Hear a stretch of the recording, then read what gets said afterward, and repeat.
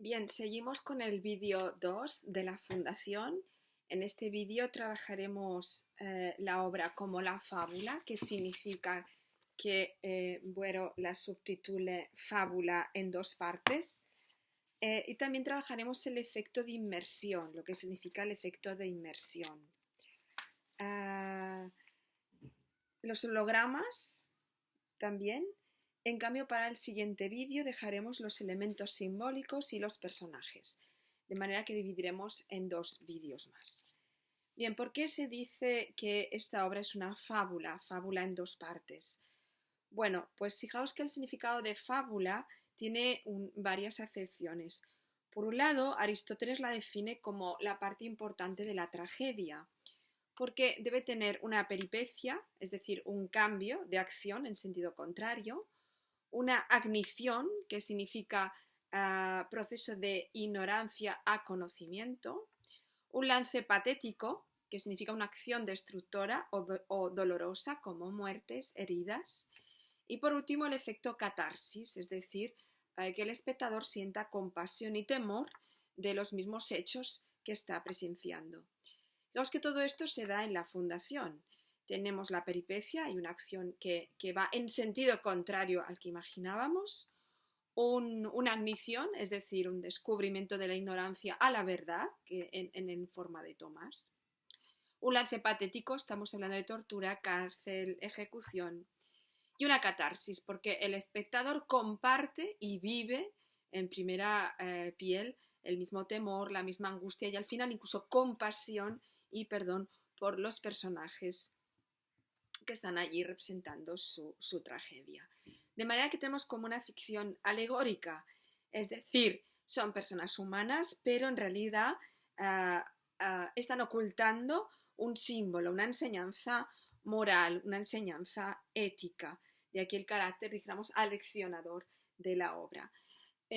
Por lo tanto, es una tragedia, pero fijaos que la diferencia es que esto es una tragedia esperanzada, en el sentido de que es cierto que la obra es una denuncia de comportamientos éticos, políticos, sociales, y de que también tenemos el problema universal, eterno, de la realidad y la ficción.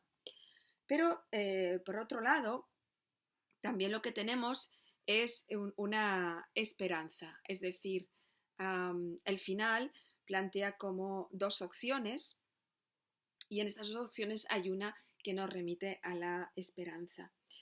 De alguna manera, fijaos cómo vemos el carácter simbólico, el carácter metafórico, y que lo más relevante va a ser, lo más original va a ser que la realidad no la va a ver el espectador directamente, sino que la va a ver a través de la mirada de Tomás. Y esto nos lleva a el siguiente punto, que es el efecto de inmersión. Tenemos que dedicar aquí bastante análisis porque es quizá lo más característico y sorprendente de esta obra. A ver, el efecto inmersión consiste en una técnica, es una técnica artística muy original en la obra de Buero Vallejo, porque obliga al espectador a compartir la misma realidad que el personaje, es decir, a ver, a experimentar, a sufrir lo mismo que el personaje, como si fuera propio Tomás, es decir, todos somos Tomás. De manera que hay como una fuerte identificación con el personaje.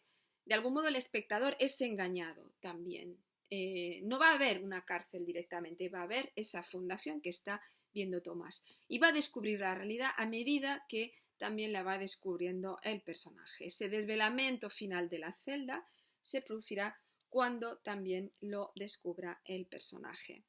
Este efecto inmersión lo que provoca es que veamos la realidad como algo engañoso, como algo equívoco, como algo falso, y que nosotros también seamos personajes que estemos en una realidad que quizá sea falsa.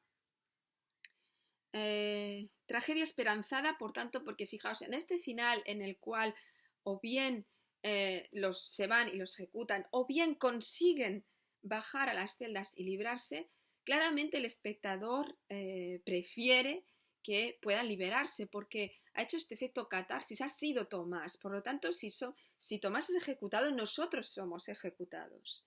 Entonces nosotros queremos estar en ese túnel y llegar también a la libertad. De manera que en la mano del espectador está elegir si siguen esa fundación, si siguen esa mentira o si lucha contra ella y busca la verdad y descubre que esa condición real es la que debe asumir y no la ilusión en la que vive. Es decir, que no hay que caer en ese engaño. Por lo tanto, fijaos que elegimos la esperanza es que quizá vayan a esas celdas de castigo y puedan liberarse, y ahí es cuando realmente el ser humano adquiere su máxima dignidad porque ha conseguido salir de la fundación, salir de la mentira. De alguna manera, fijaos, todos somos prisioneros, todos somos personajes. Tenemos el tema literario del engaño ante los ojos, ¿no? La oposición entre apariencia y realidad que es absolutamente universal, ¿no? Está en todas las grandes obras. Por tanto, fijaos, el desvelamiento total de la celda en la que, no obstante, nunca se ha salido. Este efecto inmersión se va ejemplificando en la obra, con, por ejemplo, desde ese compañero que hemos dicho que en realidad no es un enfermo sino que está muerto, el hecho de que descubramos que Berta parece un ser tan real como Tomás, pero no lo es, que Tulio vaya haciéndole constantes bromas con vasos de cristal, ¿no? que en realidad él no ve, que como todo el mundo, se va desajustando por momentos, la lámpara no enciende, la televisión no funciona, no se escucha la música. En todos estos cambios son ejemplos claramente de inmersión, de este efecto. Cuando Tomás se aferra por última vez a su locura para tratar de encubrir la muerte de Max, aquí fijaos que ya la situación es muy diferente, porque él domina su imaginación, en lugar de ser dominada por ella. De manera que aquí ya ahora la fundación ya no es una huida, sino que es un arma, ¿no? Utilizada contra los carceleros para conseguir el traslado a las celdas de castigo y de ahí la liberación a través del túnel. Entonces, insistamos, por ejemplo, también en esto de que antes de caer el telón, cuando ya no hay personajes sobre la escena, se recobra de nuevo el aspecto de la fundación, vuelve la librería, la luz, la música, pero que este final ya no engaña al espectador, ya no nos van a engañar más, sabemos dónde estamos, no me vendas otra fundación, yo ya he conocido gracias a Tomás la verdadera entidad, lo que oculta esta entidad. Por lo tanto, el ser humano ya no será engañado, no nos engañarán más. De manera que estos efectos de inmersión que han obligado al autor a hacer todos estos cambios, toda esta locura de cambios, no es más que la transformación de Tomás, ¿no? a individuo que asume plenamente su condición y que además lucha por salir de ella. Vamos ahora a los hologramas. Los hologramas es un elemento esencial para entender esta frontera, ¿no? entre la realidad y la ficción, este juego que hemos visto que os decía el otro día, en otro vídeo sobre las películas como Matrix, etcétera, lo que es real, y qué hay allá, más allá de esta aparente realidad. Si sales de la fundación, si sales del holograma, ¿qué te vas a encontrar? Bueno, el holograma es una ilusión óptica, es una imagen proyectada por el propio subconsciente. Por ejemplo, Max afirma: lo que digo van a ser hologramas, y Asel responde: nada de hologramas, no hay dispositivo aquí, no hay proyectores de rayos láser. Entonces, en la segunda parte también Asel y Tulio explican el holograma. El holograma es una imagen óptica obtenida mediante la técnica llamada holografía, que consiste en el empleo de la luz coherente producida por el láser. Fijaos que de esta manera lo que tenemos es como una imagen tridimensional del objeto original. Pero se necesita un original. Con ese original se proyecta esa imagen tridimensional. Tulio, por ejemplo, dice: Habíamos logrado una enorme perfección en las imágenes y en disimular los focos de proyección. Un día me estaba esperando en el laboratorio, leyendo en un sillón muy quietecita. Fui a besarla y era un holograma. Dice sobre su novia, ¿no? Que su novia era un holograma. Tulio declara la identidad de la novia, era una doctora en ciencias físicas de 20 años más joven que él, que se ha salvado por el hecho de estar en el extranjero disfrutando de una beca. Es decir, que la novia no está aquí en la fundación. Estudiaban juntos los hologramas, ¿no? En un juego ameno. Entonces, fijaos que lo que estamos entrando es que Tomás sí que está proyectando a Berta como un holograma. ¿Mm? Entonces Tulio dice, yo te comprendo muy bien, Tomás, un día las abrazaremos y no serán ilusiones, no serán hologramas, será una conmovedora realidad de carne y hueso. Por lo tanto, fijaos que constantemente se está enfrentando la realidad con el holograma. Por lo tanto, esta locura del protagonista que proyecta estos hologramas podría ser un refugio, una manera de escapar. Pero también fijaos que lo correcto es que el ser humano se enfrente con la realidad, aunque ésta sea terrible, y no invente hologramas. De ahí que la auténtica libertad se obtendrá con la destrucción del holograma, con asumir esa realidad. El preso puede hallar el modo de fugarse y alcanzar la libertad, pero una vez fuera se dará cuenta de que todo es prisión, ¿veis? Es decir, tú puedes salir de esa prisión, pero a lo mejor detrás hay otra prisión, porque la vida es prisión, aunque nuestros barrotes sean invisibles, ¿no? Pero quizá estemos todos también en una cárcel. Hay una frase muy bonita de Buero Vallejo que dice, duda cuanto quieras, pero no dejes de actuar. Fijaos que significa que tú puedes dudar si lo que ves es cierto o no, pero la libertad absoluta no existe, ¿eh? Siempre habrá una prisión, siempre habrá una limitación. Ahora bien, tenemos también derecho a soñar. La verdad está en esa búsqueda de ese paisaje soñado también, ¿no?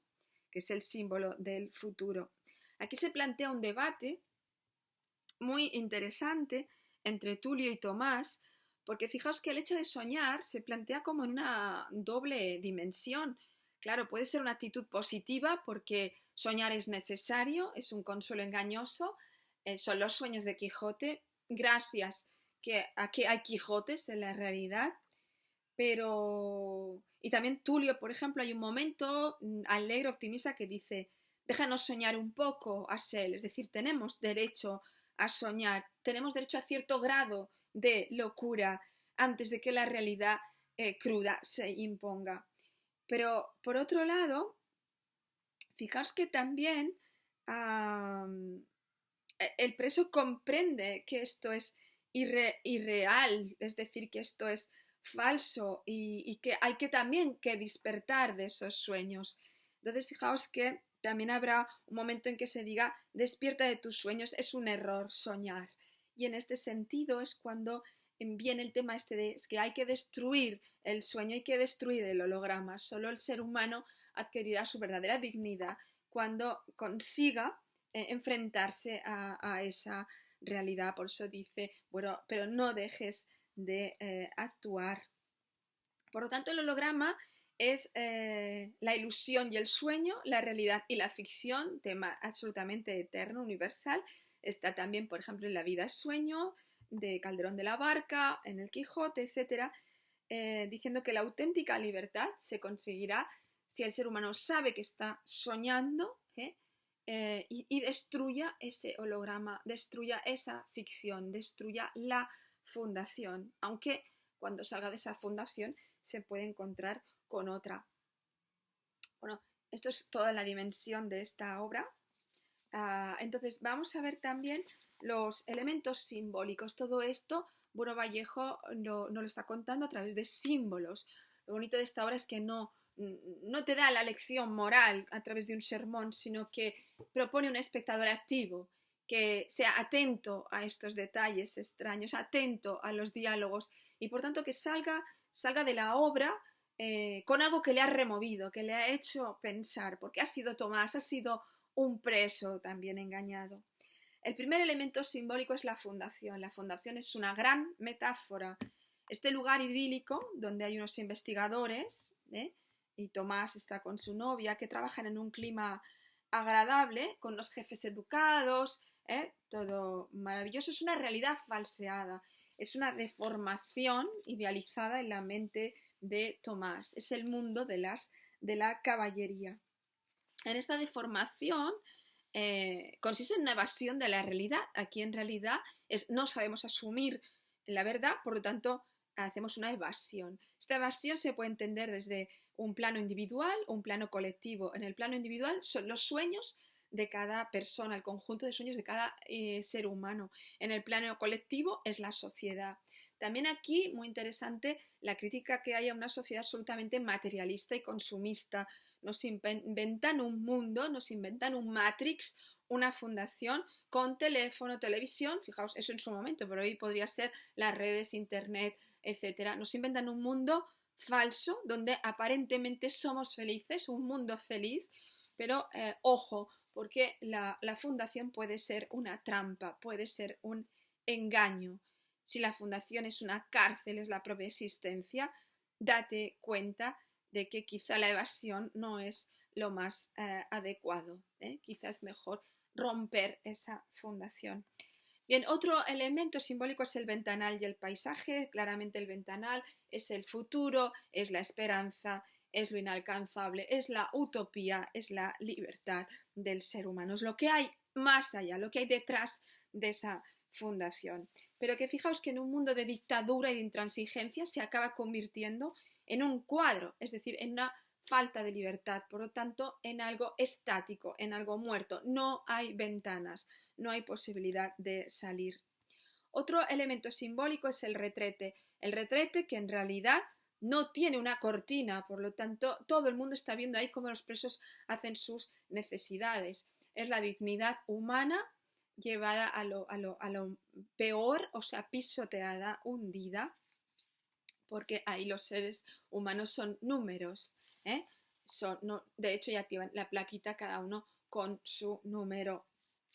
Otro elemento, los hologramas, del cual hemos hablado, lo real y lo ilusorio. Berta es un holograma, en realidad es la representación de los deseos de Tomás.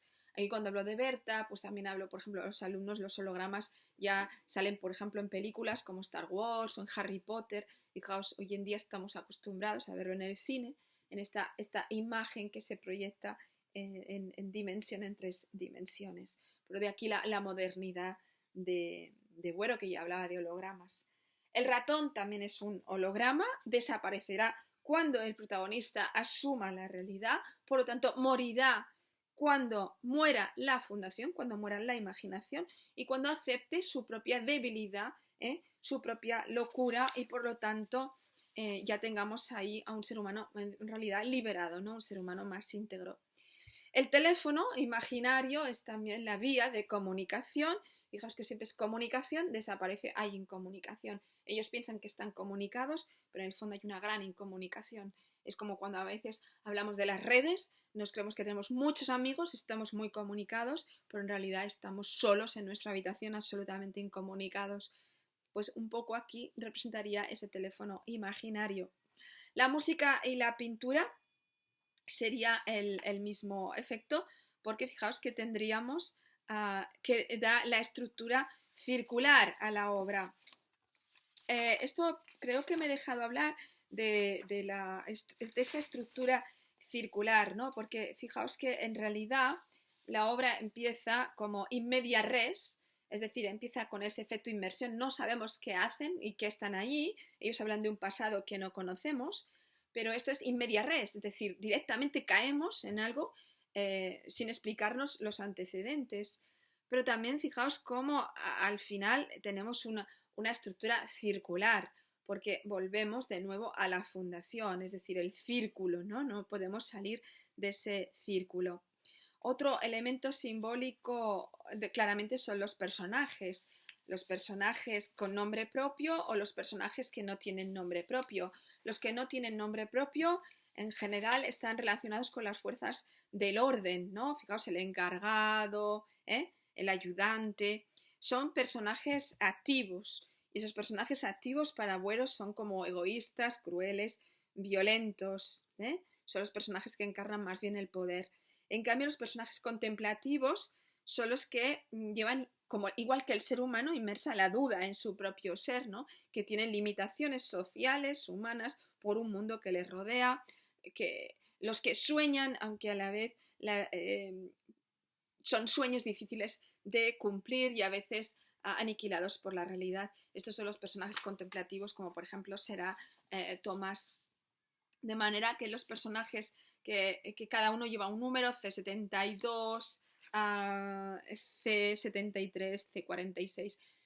Lo vamos a dejar para el siguiente vídeo porque creo que los personajes sí que hay que hablar quizá en detalle de cada uno de ellos porque adquieren cada uno un rol diferente y por tanto representan algo distinto en la obra y se genera el diálogo. Los diálogos son fundamentales porque generan un debate filosófico, unas posturas distintas en cuanto al ser humano y creo que es importante trabajarlo quizá en otro vídeo donde haremos también ya la conclusión y el cierre del análisis. Así que os espero en el vídeo 3. Muchas gracias por vuestra atención.